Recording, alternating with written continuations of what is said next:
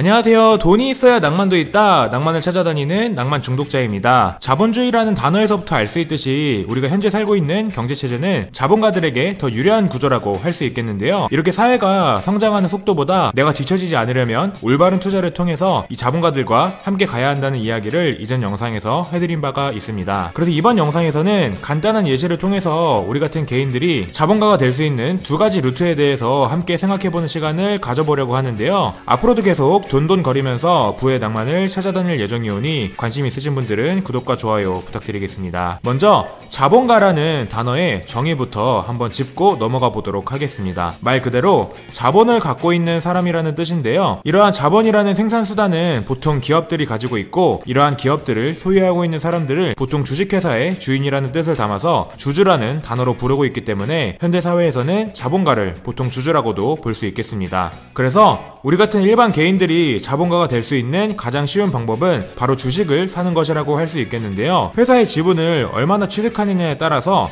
그 회사가 나의 것이 되는 거기 때문에 자본가들이 자본주의라는 시스템을 등에 업고 부자가 되고자 할 때 나 또한 그 버스에 같이 올라타는 게 자본가가 되는 첫 번째 루트라고 할 수 있겠습니다. 제가 SCHD라는 미국 ETF에 약 2억 원이라는 금액을 투자해 놓은 것도 이러한 버스를 얻어 타고 가기 위함이라고 할 수가 있겠죠. 근데 이렇게 주식 투자를 통해서 자본가가 되는 방법은 아무래도 좀 수동적인 느낌이 있죠. 왜냐하면 내가 투자한 그 기업이 장사를 잘 해오기를, 다시 말해서 돈을 잘 벌어오기를 지켜보고만 보는 경향이 있기 때문입니다. 그래서 이와는 조금 다르게 만약 본인이 좀 더 능동적이고 야망이 있어가지고 보다 적극적으로 자본가의 길을 걷고 싶다면 아예 회사를 차려버리는 방법이 있겠습니다. 이렇게 내가 직접 사업을 하는 루트가 바로 자본가가 되는 두 번째 루트라고 할 수 있겠는데요. 사업자는 크게 개인 사업자랑 법인 사업자로 나눌 수가 있는데, 일정 수준 이상으로 돈을 벌었을 때 종합소득세를 내는 개인보다는 법인세를 내는 법인이 세금을 더 적게 내기도 하고, 건보료나 국민연금과 같은 복지비용도 법인의 이름으로는 내지 않기 때문에 개인 사업자보다는 법인 사업자가 더 부의 축적이 더 유리하다고 볼 수 있겠습니다. 아마 이전에 올려드린 세금과 관련된 영상을 보신 분들은 아마 잘 이해가 되실 것 같습니다. 그래서 이러한 법인 중에서도 대표적인 경우인 주식회사의 경우를 예로 들어보자면, 앞으로 내가 사업을 할 때 이제는 내 이름이 아니라 그 회사의 이름으로 사업도 하고 돈도 회사의 이름으로 축적하겠다는 말과 같다고 할 수가 있겠습니다. 보통 흔히들 생각하시는 주식하는 그런 주식회사들은 코스피나 코스닥 같은 그런 거래소에 상장되어 있는 회사를 떠올리실 텐데요. 그런 회사들은 어느 정도 규모가 돼가지고 상장을 한 경우이고, 그것뿐만이 아니고 법인이 주식을 발행하면 그 법인도 주식회사가 되는 거기 때문에 아주 소규모의 기업도 주식회사다라고 할 수가 있겠습니다. 근데 어떤 사업을 하든지 간에 장사를 시작하려면 어느 정도 미천이 있어야겠죠? 예를 들어서 시장에서 내가 떡볶이 장사를 하려고 한다면 최소한 떡을 사올 수 있을 정도의 종잣돈은 있어야 할 겁니다. 그렇기 때문에 기업도 마찬가지로 사업을 시작하려고 할 때 이렇게 미천으로 깔아놓는 종잣돈을 필요로 하게 되는데요. 그 돈을 바로 자본금이라고 합니다. 그럼 이러한 자본금은 어디서 나오게 될까요? 이것도 어디서 띡 하고 나타나는 게 아니고 이 회사를 차린 사람, 그 회사의 주인의 주머니에서부터 나오게 되겠습니다. 그렇기 때문에 이러한 측면에서 봤을 때도 자본가 이퀄 회사의 주인, 즉 주주라고도 볼 수가 있겠는데요. 한편 이렇게 미천으로 깔아놓는 자본금을 너무 한뭉탱이로 갖고 있게 되면 효율이 떨어지기도 하고, 여차하면 다른 사람하고도 지분 거래를 할 수 있도록 여러 개로 쪼개놓을 필요가 있겠는데요. 이렇게 자본금을 쪼개는 단위를 바로 주식이라고 합니다. 예를 들어서 미천으로 깔아놓은 자본금을 100만원이라고 했을 때 주식을 100개 발행했다고 해볼게요. 그러면 한 주당 가격은 만원이 되잖아요. 이때 계산된 만원이라는 숫자를 우리는 액면가라고 부르게 되고, 이러한 액면가라든지 주식의 수는 회사가 설립될 때 그 회사의 주인이 정하고 싶은 대로 정할 수 있다고 보시면 되겠습니다. 그래서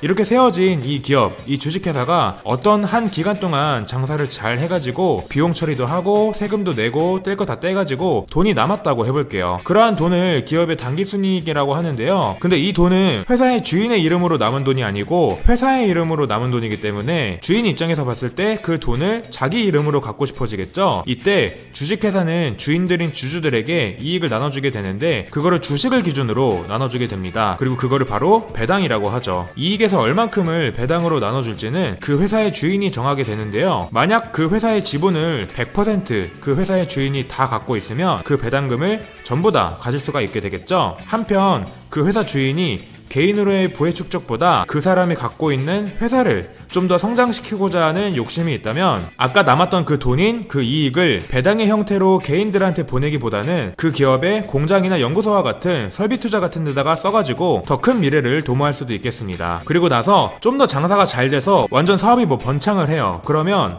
이 회사 오너의 입장에서 더 크게 사업을 확장시키고자 할 텐데요. 그러려면 돈이 좀 더 필요하기 때문에 투자자들이 필요하겠죠. 그러한 투자자들에게 투자금을 유치하기 위해서 금융시장에 기업을 공개하게 되고 자기가 가진 지분을 다른 사람들한테 돈 받고 팔게 되면서 사업에 필요한 자본금을 추가로 끌어모으려는 행위를 하게 되죠. 이렇게 시장에 기업을 공개하는 행위를 IPO라고 하고 거래소에 상장한다고도 하는데요. 이렇게 사람들에게 자기 지분을 나눠주면서까지 회사를 오픈했다면 기업 오너의 입장에서는 똑같은 주식의 양이어도 가능한 많이 투자를 받으면 좋겠죠. 그렇기 때문에 이 자본가가 맨 처음 회사를 세울 때 정해놨었던 한 주당 가격인 액면가보다는 비싸게 투자자들에게 팔아야 투자금을 모으는 의미가 있을 텐데요. 그래서 시장에 상장하기 전에 그 한 주당 가격을 재평가해서 그 기업의 현재 기업 가치에 맞게 올려놓는 금액을 공모가라고 합니다. 그러한 공개 모집을 통해서 투자자들이 모이게 되면 아까 정해진 공모가에 일정 물량을 팔아서 투자금을 확보하게 되고 이어서 거래소에 상장도 하게 되면서 이 기업의 주식을 사고 파는 거래가 활발하게 이루어지게 되죠. 그렇게 자주 사고 팔리다 보면 자연스럽게 그 회사 주식의 가격은 시장에서 평가를 받게 되고 투자자들의 수요와 공급에 따라서 그 주식의 가격이 결정되게 되겠습니다. 그래서 보다 더 적극적으로 자본가의 길을 걷고 싶었던 이 개인의 경우에는 사업이라는 활동을 통해서 좀 더 어려운 길을 걸었다라고 볼 수가 있겠는데요. 이 사람보다 좀 더 쉽게 자본가의 길을 택하고 싶은 사람들은 뭐 거래소에 상장 까지는 아니더라도 적당히 매출이 나오는 법인을 운영을 하거나 그렇게 사업을 할 게 아니면 그냥 주식 투자를 통해서 그러한 기업들의 소유권을 일부만 가지면 되겠는데요. 이렇게 자본가의 길을 걷는 두 가지 루트인 사업과 투자는 뭐가 정답이다 라고 볼 수는 없겠습니다. 그저 그 개인이 어떤 비전이 있고 능력이 있느냐에 따라서